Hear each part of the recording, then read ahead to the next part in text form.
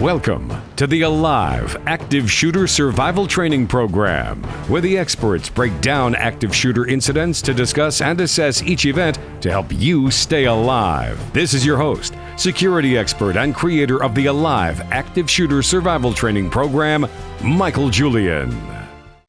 Welcome, everybody, to the next episode of the Alive Active Shooter Survival Training Podcast. I am here today with my guests, as usual, Ben Gothard, Lawrence Borgens, and Mark Gillespie.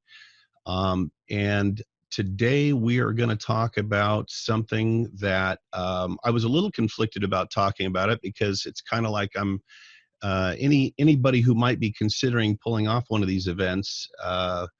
They might view this and go, oh, that's interesting. That might give me some ideas. But I think it's important that we talk about it and discuss it, because it's frankly a little disturbing. So the other night I went to see the new Joker movie, and it first of all, it was very dark. It was a little slow. Joaquin Phoenix played the Joker, phenomenal actor. So that was good, entertaining. But I have to say, 3/4 of the way through, when this thing started to form into what I saw was going to happen, it just hit me like a brick in the forehead that this is literally the profile of many of the active killers.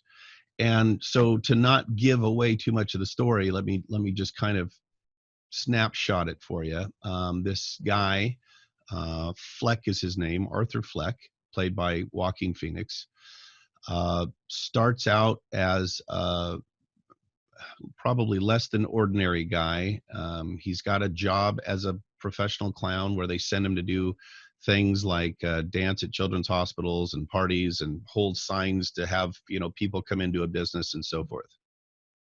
He lives with his mother, and she's got some mental illness issues. So then they take you through this guy's life, the stuff that he deals with. He ends up getting beat up while he's holding a sign. Some kids grab the sign, he chases them, they beat him up.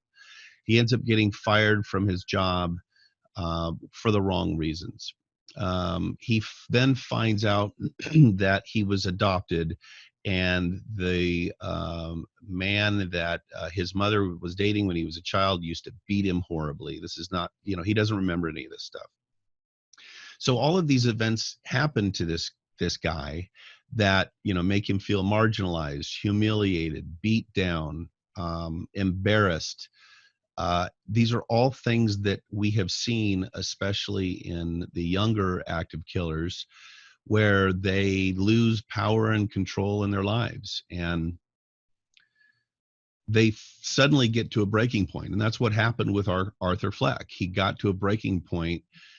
He was on a subway. He was given a gun by a coworker after he was beaten up the first time, and he was attacked. He's also got a mental illness that he's been dealing with, so that plays a part in it as well, where when he becomes super uncomfortable, he laughs uncontrollably. Well, he ends up doing this. These 3 Wall Street guys decide that they think that he's laughing at them. They attack him. He ends up shooting and killing all 3 of them. He gets away, but then an eyewitness says that somebody dressed as a clown killed these guys. They were the Wall Street guys. So suddenly he gets this following as, the poor underdog who comes back and fights the big Wall Street guys and wins. And now he's made a celebrity. That is, to some degree, what our media has done to many of these active killers in the past. And so people that are disenfranchised, that have no power or control in their lives, they see this and they go, hey, I want that too. I want the notoriety. I want to be feared. I want to take out my wrath on the people that, I blame for taking this power and control away from me. So, by the end of the movie, Arthur Fleck, who is now the Joker, he goes on a talk show as well and kills the talk show. I probably shouldn't be giving all of this away. Anyway, he kills the talk show host on live television. the place goes, the city of Gotham goes crazy. Every disenfranchised and anybody who feels like they don't have the power that they should have in their lives, they start a big mob, and they're rioting, and they end up making this guy an absolute hero because of what he's done. And this is so reminiscent of what has happened, the profile and the lives that these people have lived. Now it comes down to their own coping skills. The bottom line is these people, they don't have the coping skills to address these issues, process them in a healthy way, and grow and evolve and move on and become healthier, normal people in society. And so this is how they decide to take out their wrath. And we have seen in Columbine, Elliot Rodger in Santa Barbara, Nicholas Cruz in Broward County at Marjorie Stoneman High School, Cho at Virginia Tech, there was some severe mental illness there, but these are all things that we've seen. So it's the same exact profile. And when I realized this, I thought, oh my God, I'm like, somebody out there, maybe more than one, maybe multiple, are going to see this and do what has happened in the past. And they're going to go, wow, I want that kind of power, that control, that notoriety, that celebrity, that attention. I want to inflict that fear to make me feel powerful. Somebody is probably going to see this movie and make a manifesto or film themselves talking about it before they carry out one of these attacks. And they're going to mention that movie specifically. A lot of the younger guys in high school idolized Eric Harris and Dylan Klebold that killed, all the students and the teacher at Columbine in 1999. So it was, there's no way to stop this. Freedom of speech, movies are going to be made. It's hard to say whether this was responsible or irresponsible. We can go back as far as Rebel Without a Cause with James Dean. I'm sure a lot of guys that felt that same way started to emulate James Dean after they saw that movie. Fortunately, that didn't include killing a bunch of people. So the outcome wasn't nearly as bad as what's going to happen in this situation. But it struck me as sad and alarming, because I would be willing to bet money that this is going to happen. Somebody is going to follow suit. They're going to see this movie. They're going to be inspired by what happened in this movie and go, I want that kind of power, and I want to spread fear and be looked up and looked on as the guy that did this. So unfortunately, I was concerned, and I'm guessing that's probably what's going to happen. I don't have any of you guys seen the movie yet? I have not, No. personally. Well, it's quite a movie. It's very, very dark, and you leave there going, God damn, this is heavy stuff. And now, unfortunately, I think in the aftermath we're going to see that, because there will be copycats. There will be guys that see this and are inspired by it. So I think that's very, very fortunate. Do you think that there are any benefits of this movie coming out? I mean, can we take some of the lessons that we've learned about how a killer actually thinks, or how they can get to that place where in the beginning, of that dark and twisted journey, maybe they didn't really think they were going to go down that route, but just understanding like these sorts of awful things happening to normal people can turn those people into then awful people. Is that helpful to us, or can we take anything positive out of that or learn something from it? Yeah, actually, that's a great point, Ben. And I think I hadn't thought about that, but yeah, if we actually, if we break it down and diagnose this and analyze it, and we highlight specifically what you're saying, yeah, we can. And this is what we should be able to take out of it. So one of the things was he was going to counseling, and he's taking like 7 different kinds of psych meds.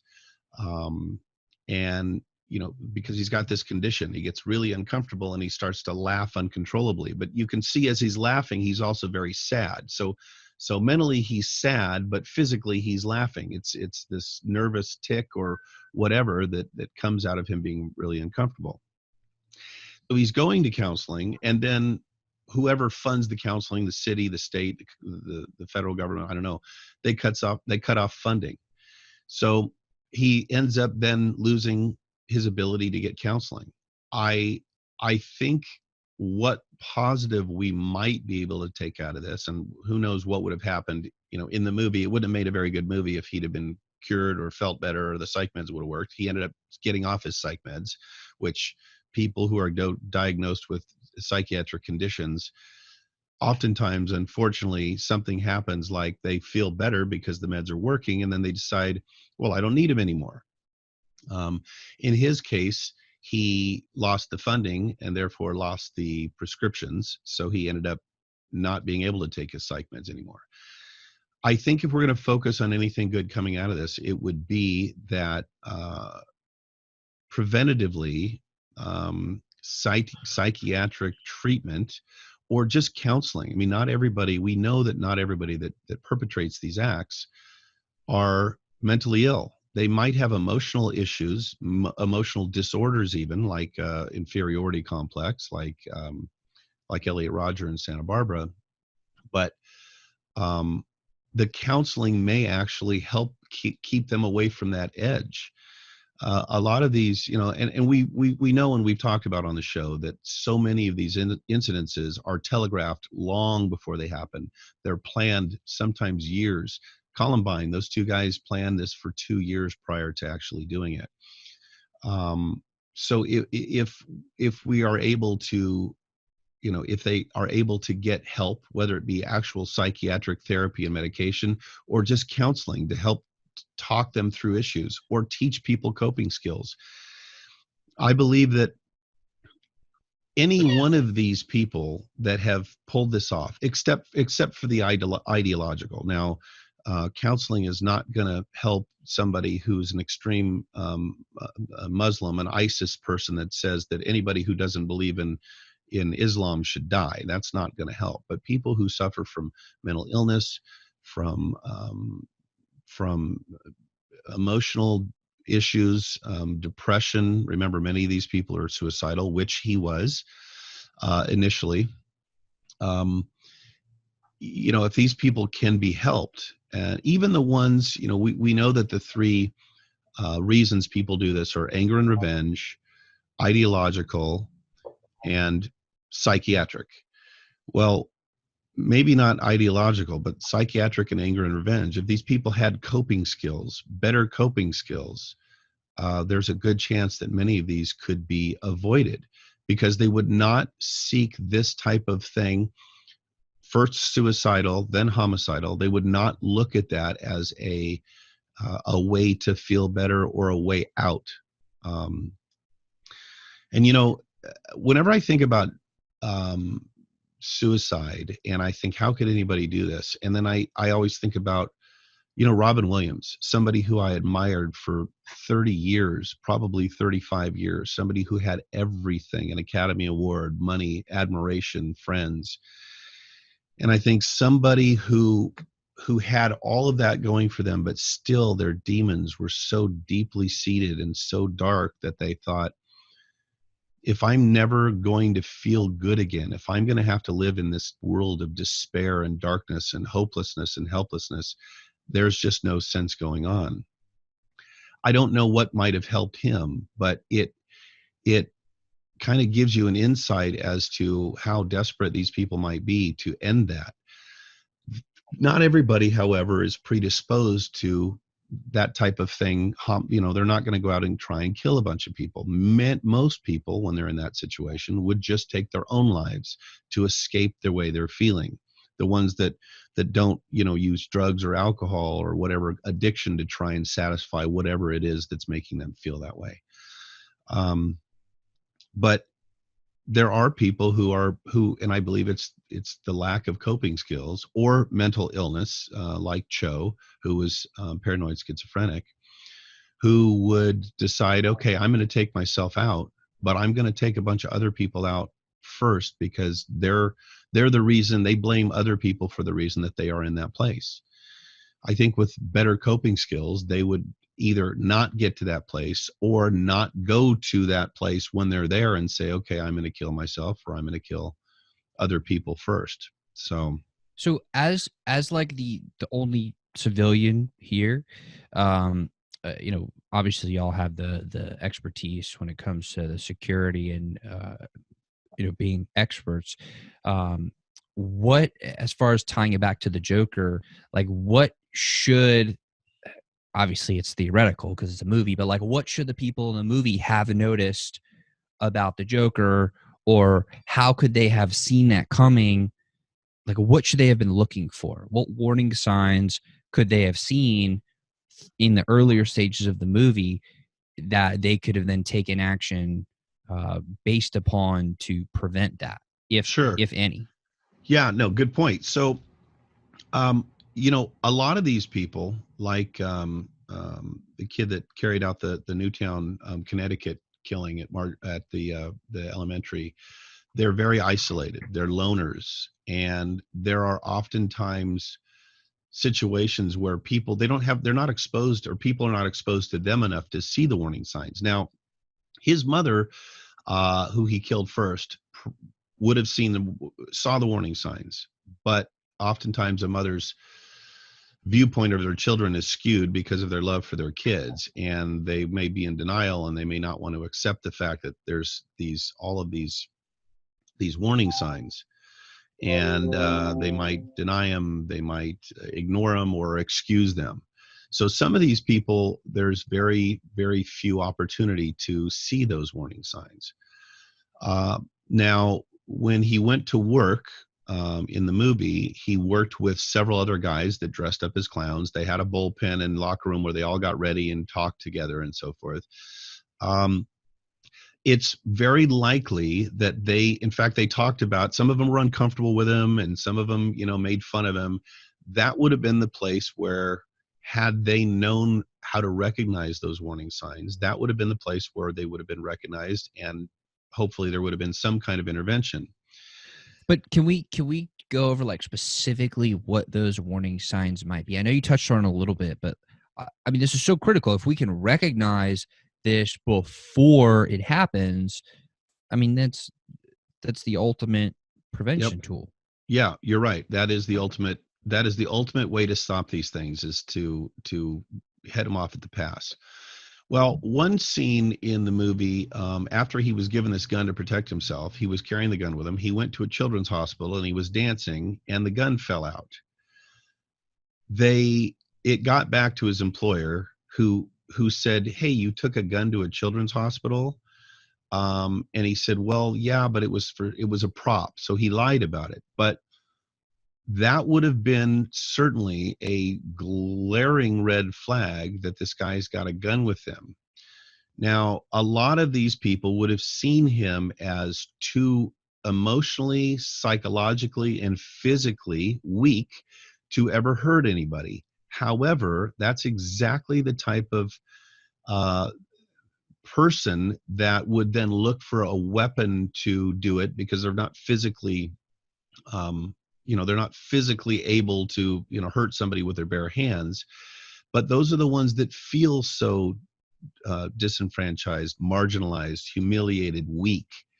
They are going to look for something like a weapon, like a gun, to make up for that deficit with their physical abilities. And those are actually the ones that we would want to look at and go, well, this guy, he's in a position mentally and not in a position physically to feel bold and empowered and strong enough to take care of himself. So nowadays, and with the training, and I think I speak very specifically about this, and that is recognizing the warning signs of impending violence by somebody. And I talk about these specific things. Depression is one of them. Remarks about homicide or hurting other people, hurting themselves,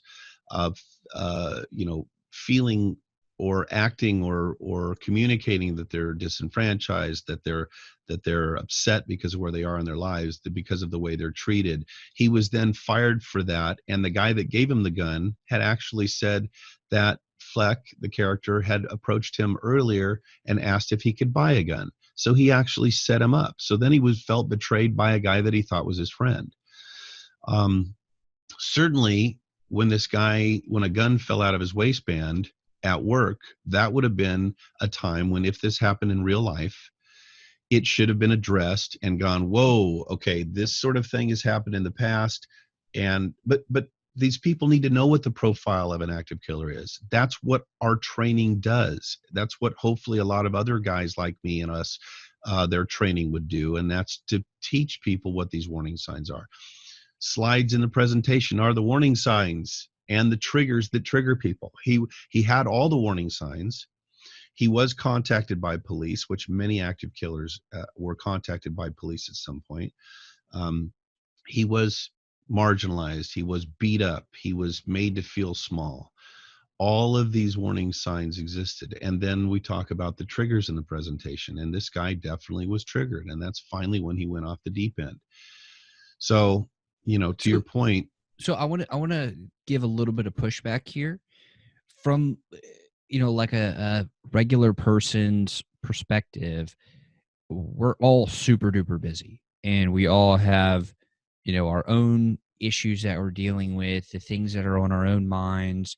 And a lot of the time, and I can speak, from experience, a lot of the time I'm thinking about me. I'm not really thinking about other people.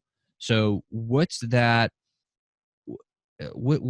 shift or like, how do we overcome this obstacle of we're thinking about ourselves? I mean, we're all always in self-preservation mode, thinking about our own problems.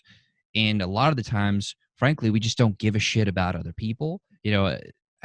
Everybody does it, but it's not always that popular to say, but it's just the reality of like human nature.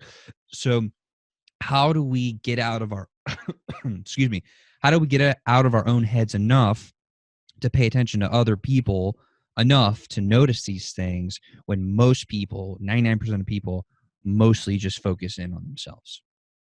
Yeah, so that's so true. And we are focused on ourselves. And if we don't know what the warning signs are, we're not going to recognize them. And, in the training, when you say we don't give a shit about other people, it's harsh, but it's true in a lot of situations. In the Alive training, there's a section when I go into the warning signs and the triggers, and I start talking about a personality or behavioral baseline.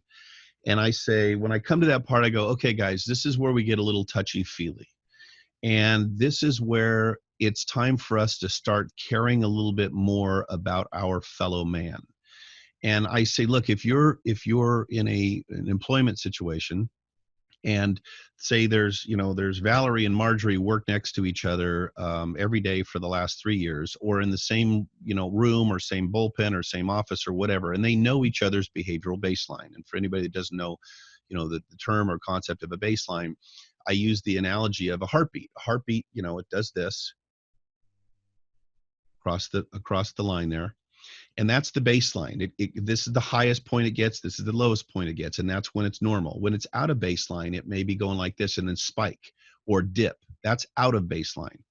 Well, people's behavioral baseline is the same way. If somebody acts pretty much the same way for 2 or 3 years, and then suddenly they start behaving out of baseline, and they might have, like the warning signs we do in the presentation are outbursts, anger, erratic behavior, things that are just not part of their normal behavioral profile and baseline.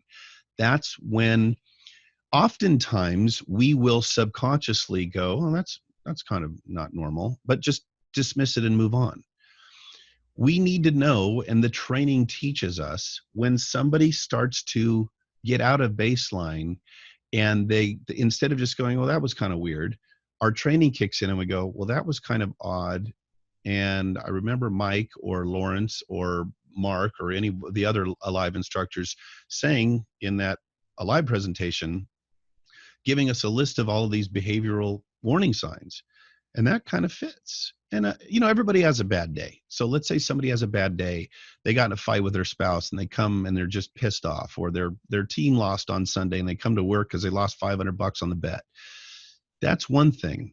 But when it's compounded, when there's one warning sign and then another warning sign and then another warning sign, and it persists, it's not just one day.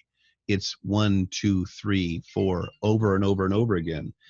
And that's when it's time for us to go, gosh, I'm seeing a pattern here. They're out of baseline. I remember what the Alive instructor taught us. I need to go talk to somebody, or I need to talk to them. And in the training, I say, look, just care enough about your fellow man to get involved. Oftentimes, especially in some of the more liberal states, we are taught to just accept everybody for every reason and never question anything. Well, in theory, that's nice, because we want all men and women to be created equal and not judge anybody for anything they do, or the color of their skin, or their sexuality, or anything. And that's great. That's fine. And I agree with that. But there's nothing wrong with judging someone's behavior if it fits a profile as possibly being violent or detrimental to the health and welfare of other people or of themselves. And, this applies to people, not just people that we think might be an active killer that's going to hurt other people. It applies to people that it could possibly hurt themselves. And when people are under enough stress, everybody's got a breaking point. The personal story that I tell when I do my Alive training is when my father died. And, I went through a period of about a year, well, really 6 months. At the 6-month mark, I was like, I don't want to move. I don't want to go on with my life if I'm going to feel this kind of sorrow and depression and the idea that I'm never going to see my dad again. I can't continue this. Well, thank God. First of all, I'm not predisposed to homicide, but there was some pretty dark times when I thought, I can't go on like this. Like Robin Williams, who had everything. He just decided, if this is the way I'm going to feel for the rest of my life, I'm done. I'm checking out. Well, luckily, things started to change. Some time went on. I started to get back to a normal thought process. The despair wasn't, it dissipated to some degree. So everybody's got their breaking point. Now, let's say that I was at that point when I was on the edge and some trigger happened that sent me over the edge. Maybe, I was in a relationship at the time, a stable relationship with a woman that I ended up marrying. What if I would have caught her cheating on me? Or what if I would have lost my house? Or let's say I had a child and the child was killed or arrested for something terrible. Everybody's got a breaking point when they can't do it anymore. Some people who are predisposed to actually being in a place where they can't cope enough or talk themselves off the edge, or someone else talks them off the edge, they may become suicidal. If they blame other people for the things that have happened to them, they may be homicidal first and then suicidal. So to your point, we get involved. And in a situation where, let's say, Marjorie and Valerie work next to each other, and Marjorie starts to see Valerie's exhibiting all these signs and she's at a baseline, if Marjorie feels comfortable and is close enough to Valerie because of their relationship, she says, hey, Valerie, do you want to go to coffee? Do you want to go grab a drink? I just want to see how you're doing. You just seem upset. You seem angry. You seem depressed, whatever. And I've told this story in my presentation, and multiple times I've had someone in the audience raise their hand and tell a story where they did that to somebody. They talked to them. They showed that they cared, and just that little bit of empathy or sympathy, they found out later from the person. They said, hey, look, literally that changed the course of my life. It brought me back into a place where I didn't feel so alone and so helpless and hopeless. And I don't know what I would have done if things would have continued that way. Now, not every time is Marjorie going to feel comfortable talking to Valerie and saying, hey, can I help? So that's when they go to the supervisor or the manager or HR. And a lot of, companies, larger companies have EAPs, employee assistance programs, where counseling is just part of that. And so Marjorie goes to HR and says, hey, I'm concerned about Valerie. Now, that's their duty to do that, honestly, as a human being and as an employee. They may not want to get involved. They may not want to upset she may not want to have Valerie find out and then say, you threw me under the bus, and then make it uncomfortable in the workplace. Well, if we just care enough about our fellow man and we speak up, Valerie might be upset to begin with, but when things start to calm down, she may go, Marjorie did that because she cares about me. And we do it out of authentic caring. We don't do it just because, I don't like the way that person's acting. We do it because we give a shit about our fellow man. If we did a lot more of that, the coping skills would come more naturally. The helplessness and despair would be dissipated more by people caring and talking to people. And so I think the point is, if we see something, we have to say something. We've got a responsibility to everyone around us, and especially to that person that's hurting so bad, to try and to intervene and see if they can't get that person help. Does that answer your question, Ben? Yes, it does. And what it seems like you're saying is it's not necessarily like a one-off thing that we need to be as worried about. It's when their default, their baseline of activity or behavior radically shifts over a period of time, and we see, wow, this could be a path to significantly less, like just a very bad path that they're going down. At that point, it is our obligation, like as our responsibility as good citizens of the world, to say something, either to them, reach out with a helping hand, or to reach out to a supervisor or some authority figure to help that other person, and make sure that we don't just not say anything and stay silent, because that could be the difference between somebody either taking their own life or other people's lives. And obviously that's horrendous, and we don't ever want that to happen ever. Yeah, absolutely. And again, something you said earlier about not, caring about ourselves and not saying anything or whatever, it does go back to, if you're not taught that this type of behavior could equal that type of behavior, you're probably not going to say anything. But and that's what the training does. If you don't know that 2 + 2 = 4, you're never going to go, oh, it's 4. If you don't know that somebody being out of baseline, having these warning signs, these red flags, and it building, and remember, violence is not an event. It's something that happens over time. It's not just something that happens. This type of active killer stuff doesn't just happen. The Las Vegas shooting with Stephen Paddock is one of the only, that's the exception to the rule. Nobody saw this coming, but most of the time there's warning signs. If you see those warning signs and somebody teaches you that that's 2, and then you see another 2, that's 4. Well, before it gets to 4, you need to recognize it, say something to them or somebody else, and bring it to someone's attention so there can be some intervention. Ben, also, I'd like to jump in for a sec. I think that one thing that happens with people is when they see a new pattern in a person, there's a tendency to sit back and analyze, because you're not sure, is this out of baseline, or is this a new baseline that I just didn't see before because I haven't known them long enough, or something like that. And Michael's, hit the nail on the head when he says, you put the training that you have together with your life experience and this new behavior that you see in this person. And when you line those up together, now you can see that 2 + 2 = 4. And there's a tendency, people just tend to not want to say anything. And it's very true. Living and growing up in California, it's, you're just supposed to accept everybody how they are, even if how they are is disruptive. And it's not leading us down a good path in a lot of ways. It opens up issues where these incidents can occur.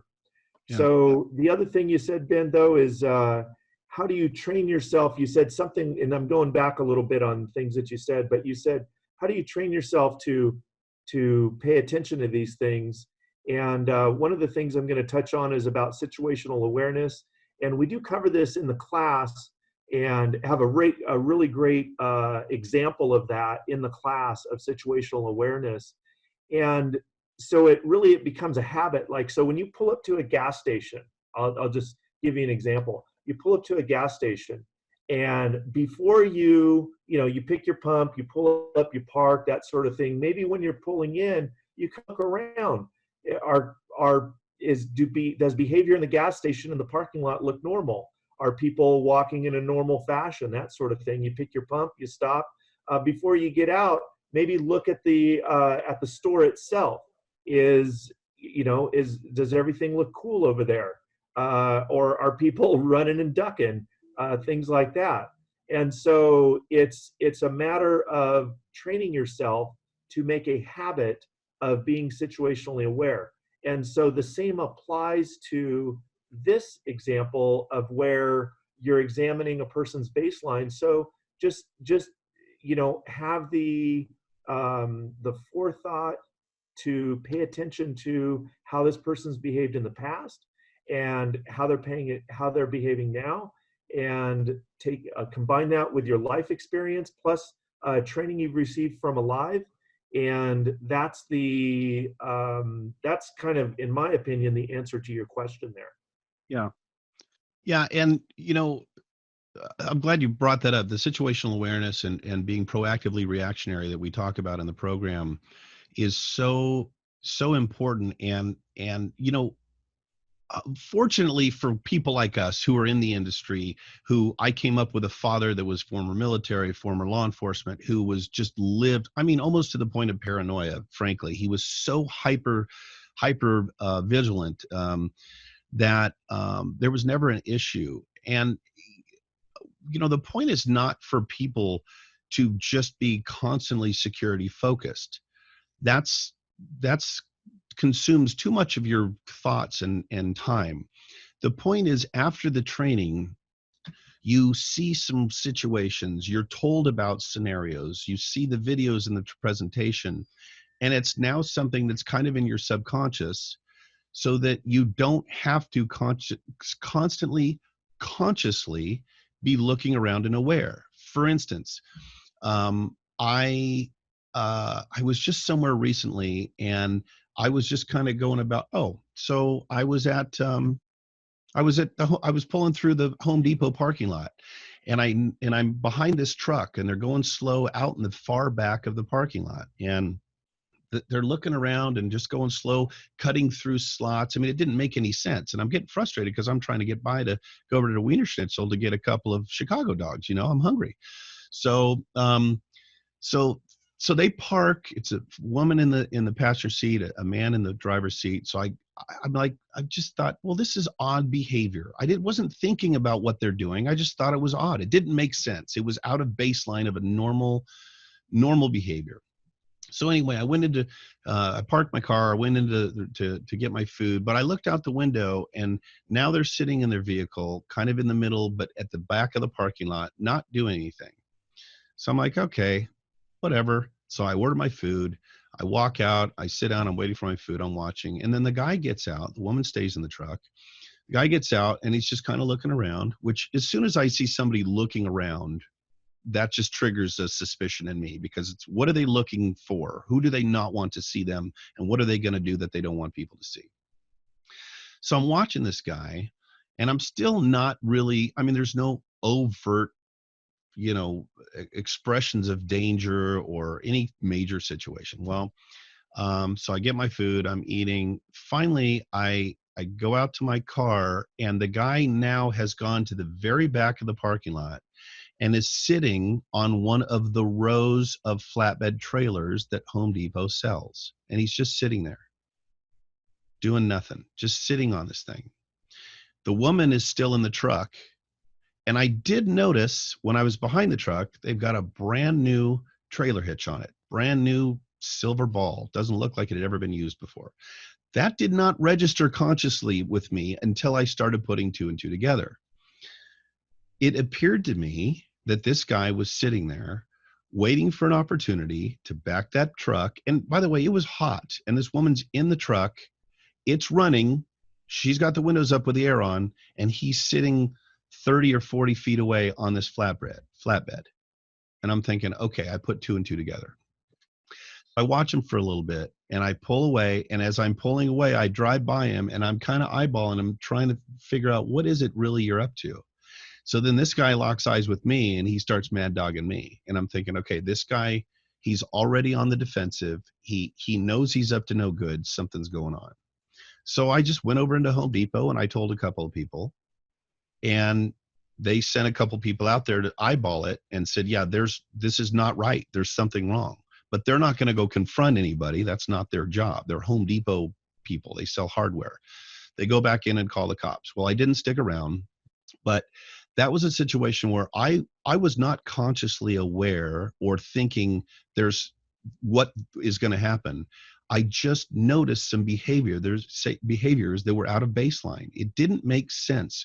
And it wasn't, it was one thing going slow in the parking lot, cutting through slots. I mean, really slow, blocking me for no reason. I thought, okay, they're looking for the perfect spot.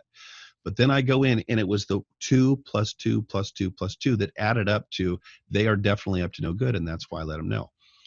So it's not a matter of just always consciously being hyper vigilant and being paranoid. It's just a matter of, once you're trained to be situationally aware, and we talk about defaulting to your level of training, like the Heimlich maneuver or doing CPR 15 years after you were taught it in first aid class and never thought about it again since.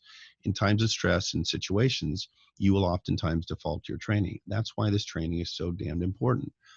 It helps you, it gives you the knowledge that will be stored back here in this amazing hard drive, that when you need it, hopefully your body and your brain will pick up on it without you consciously even seeing it or acknowledging it. And then when 2 + 2 happens, you're like, wait a minute. And you're ready to act to avert, 4, to use the analogy we're using. Mark, what do you think about all this stuff? Well, you brought up some good points. I think culturally, it's with all the political correctness and all the stuff our society has been facing over the past 10 to 15 years, mind our own business, keep things to ourselves. Every day we're fighting an uphill battle. So with this training, and the beauty of this training is to show people, teach people to go against the grain. If they see something, say something. A lot of times people think, well, if you're going to be a snitch, you're going to say something and you're going to get in trouble or going to piss someone off. Well, you know what? All that could save someone's life. So I think the more we can get in front of people and teach people, to be situationally aware, see something, say something, it may be uncomfortable, but I'd rather be uncomfortable knowing that I saved someone's life than, be uncomfortable and not say anything at all and then find out, tragedy struck. I think that's one thing that's beautiful about this training is it's like a paradigm shift. We're teaching people different behavior, and I think it just needs to continue to multiply in our society. Yeah, just 100%. Like what you described with the Home Depot scenario.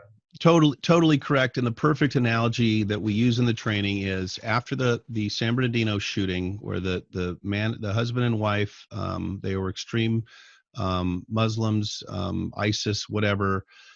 They go into the government building in San Bernardino and they shoot up, they kill 14 people, and the FBI interviewed their neighbors because they lived, not far from there. They interviewed their neighbors and said, hey, did you see any behavior or anything going on that you thought was alarming? And they said, yeah, absolutely. We saw this and we saw that. And we thought, wow, that's really this. And oh my God. And they said, well, why the hell didn't you say something? And the response was, we didn't want anyone to think that we were racist because they were Middle Eastern and they were Muslim. So because of political correctness, and by the way, who cares if they're Muslim and who cares if they're Middle Eastern? It's the behavior that it is perfectly okay to judge. And no matter what you look like or what you believe in, wonderful, knock yourself out. But when you see behavior that is alarming, that is when you have got a duty, a responsibility to speak out, to get some attention. And they were already on the FBI's radar. If any one of those neighbors would have contacted the FBI would have intensified their surveillance. They would have probably seen what was going on, maybe tapped their phones, whatever, figured out, what was brewing and possibly averted that. But because they were politically correct, that didn't happen. Now, you talked about a paradigm shift in culture, and you guys know that I kind of go out on a limb here and, possibly make myself the fool if I'm wrong, but I believe strongly enough about this to be vocal and say it publicly. I believe that if we do what I think we should do to shift the paradigm and shift the culture, we will be able to start to decrease these events and decrease the body counts away from the current trend, which is they're happening more often and more people are dying per incident. There's a saying, culture trumps personality. And the great best illustration for that is when somebody walks into a public library and they are loud and obnoxious or just loud. If they don't whisper, or they're just talking very loudly and they're very animated and they're very distracting to people. The kind of the old adage, or what people is, everyone will go shh, right, in a library. It's like the culture in a library is to speak softly or be quiet so as not to disturb the other people in the library. Now, that one problem child has a decision to make, and he's got two options. He can adhere to the culture, or rather, he can not adhere to the culture, and the culture will attack him, metaphorically, push him out or whatever, but he will not fit in that culture, and the culture then can react to solve that problem. Or he will adhere to that culture and become a member of that culture. When we change the culture, our culture and our way of thinking, so that we're not so concerned with political correctness when it comes to someone's behavior, if it's alarming and we think it could be violent, when we, just like you don't yell bomb in an airplane or fire in a movie theater, that's not culturally acceptable. When it's not culturally acceptable for somebody to make empty threats, and it's becoming that way now. The high school down the street from me, somebody scribbled on a bathroom stall wall something about shooting up the school. Somebody saw it, they reported it, it went into lockdown, and a massive law enforcement investigation began. That is where we need to get at every turn. You do not say things like that. You know better than to yell bomb on an airplane. The only ones that will still do that are the ones that actually intend to do that. So we will know, bam, that person has got to be taken seriously and dealt with however is necessary to avert the situation. The second part that I talk about being the solution is using physical security apparatus. And that doesn't necessarily mean magnetometers at every school.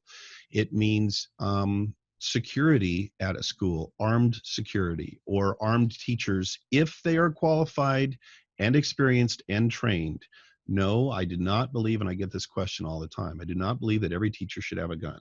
I believe that any person who is willing, able, knowledgeable, experienced, trained, and practiced, who will use the gun efficiently, effectively, and responsibly, if they choose to have a gun for protection, then I believe whether it's an airline pilot or a teacher or anybody else, maybe a doctor or even a nurse, if they choose and are qualified to have a firearm, and people know that, it is going to curb these. Now, I think it's Kenepaw, Georgia, outside of Atlanta. I've mentioned this before on the show. They have a city ordinance that if you own a home, you have got to have a gun for self-protection in that home. Do you know how many home invasion robberies they have there? 0. When these killers choose a target, they will look for a target where they have the best opportunity of success in killing as many people possible. in as short amount of time as possible. If we have enhanced security, physical security apparatus, if we have a culture of we're not going to put up with that, and the people that do this are freaking cowards, they're not heroes, they're not celebrities, they're worse than the minimalized people that they were before they carried something like this out, which is the reason oftentimes they do that. If we take the incentive for them to do this, which is to feel power and control and spread fear and be ominous and a celebrity, if that is no longer the case, we're going to take away the incentive to do it. So Mark, to your point, I believe there is the possibility and probability of a paradigm shift. The only problem is we are fighting against the ideology that everyone should be accepted for every reason. We're fighting against the ideology that guns are the problem and guns are bad, and so nobody should have guns, which we know doesn't work. Nobody should have drugs, but drugs are an epidemic in this country, illegal drugs, and unfortunately opiates. It's prescribed.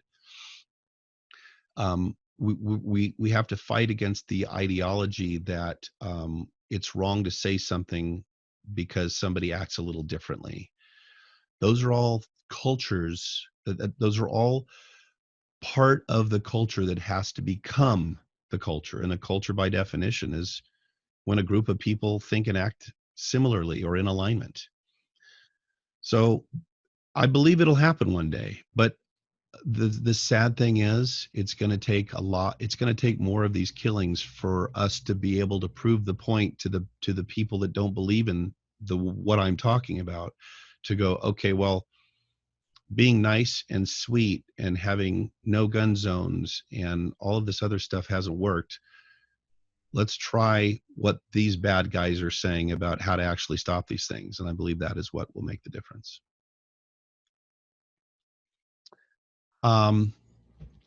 So anyway, that, again, circling back to our main point, unfortunately, and look, it is what it is. We're not going to stop violent movies. We're not going to stop violent video games. Lieutenant Colonel Dave Grossman, who wrote On Killing, On Combat, Assassination Generation, he speaks all over the world, probably the most well-known speaker to law enforcement and military on the psychology of killing and what happens to your body physiologically when you get into a shooting. That's why he talks about talks to law enforcement. He believes that these violent movies and violent video games are the biggest contributor to why young people are doing these things. And he may be right, but unfortunately, it's not going to change. It's not going to change. As long as movies like Joker makes a lot of money, they're going to exist. And so people are going to see, and by the way, clearly this is already an issue because we were hired to provide security for movie theaters during the weekend of the debut of the movie Joker, because it goes back to the 2012 Aurora, Colorado theater shooting by James Holmes, when he walked in to a midnight premiere showing of Batman: The Dark Knight, because the Joker was a prolific character in that movie, and he went in dressed like the Joker. He had the makeup and the hair and everything else. So all over the country, security was heightened during the premiere of this movie. So somebody's going to see this movie, and some coward, and I'm going to make sure to attach the negative connotation to this. So if anyone sees this, you are a fucking coward. You are not a hero. You're not a celebrity. You are somebody who was too weak to cope with your own issues. And so you chose to take it out on other people, rather than dealing with yourself responsibly. Somebody is going to see this and they are going to go, I want that kind of power in my life, because the guy rose from nothingness to celebrity, to having all that power and control. So I think it's going to be a matter of time before we see that materialize in a manifesto or a video after the fact that this has happened. Michael, take a minute and tell us about some of the training options for getting a live training. So thank you, Lawrence. The Alive Active Shooter Survival Training Program, which is now many years old, has been taught around the world, who actually has students that have survived shootings because of it. It is taught in person by myself and a handful of other instructors like yourselves, all over the country. It is, for the most part, between a 2 and 3 hour in-person training. Unfortunately, not everybody can see it, and not every employer is going to hire us to teach their employees. So we've created the online program, which is based on a video of one of my presentations. So anybody can see basically my online presentation, my in-person presentation from their computer. But of course, the online is enhanced with some surveys, some downloadable content, a final exam, and a certificate for the comprehensive course, that's the 3-hour online course. There were people who couldn't sit for 3 hours, or HR and risk managers who said, I can't get my people off the assembly line or off the manufacturing floor or out of their offices, or tied up for 3 hours. So I created the accelerated version, which is about an hour. So you can now learn the essential 5 steps of Alive in an hour online from any computer anywhere in the world that has Wi-Fi or has internet access. And then the book right here, 10 Minutes to Live, I realized that I'm not going to be able to get the training out to everybody, whether it be in person or online. So I wrote the book, and the book is a survival manual. It is all of the things in the Alive online and in person, and then some. In the book. The book has sold very well and gotten really, really good reviews. And it's written very simply, just like a conversation. And I've had parents have their young teenagers read it, even tweens, and tell me that they believe that it was valuable for their kids. And then, of course, where can people go to get that information? Pardon me. Oh, thank you, Lawrence. So anybody looking for any information on any form of training can just go to activeshootersurvivaltraining.com. Pretty easy to remember, activeshootersurvivaltraining.com, and go to the training and education. And also we've got the certified instructor course, where you can become, after a 2-day intensive training course, you can become an Alive instructor. Get paid. A lot of the guys that want to do that, like yourselves, have your own security or investigations business, have some training experience, and their clients want active shooter survival training. So they can promote and teach that as their in-house course. It is still the Alive course, which is trademarked and widely known as a very good course. So they can use that as a something to it's a profit center. Obviously, it costs money, but they can use that as their in-house active shooter training program. So activeshootersurvivaltraining.com is where you can get all the information. And we will continue to do these podcasts to break down these events, to talk about the Alive steps to help empower people. This program is about empowering people, and there's so many run, hide, fight copycats out there, and that's okay. Run, hide, fight was just fine. If that's all you ever know, that's better than knowing nothing. So I'm not saying it's bad training. It's just not as good as it could be. And most guys who have training like this, it's all based on the run, hide, fight. This one just, I believe, is superior because after all everybody else's courses that I took, I thought some of them they weren't perfect, so I wanted to create the best one, and so I created Alive. So we will continue to teach this and have this podcast and train people. Anybody that would like to hear or see anything specific, please email support@aliveactiveshooter.com, and we'll have some discussions.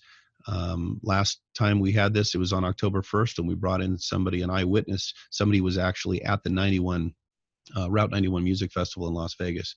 That was a very, very heavy, impactful, and emotional show for all of us. I think everybody was kind of touched by that one, to hear an eyewitness perspective of that of that event. So we will continue to do that and bring awareness to the masses so that we can we can shift the paradigm, like Mark said. We can improve our culture so that we can start to eliminate or decrease these events from happening. Anybody have anything else?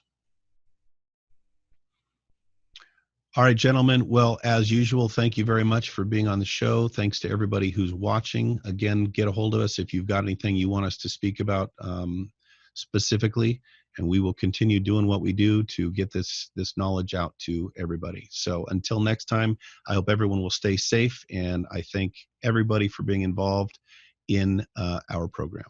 Take care.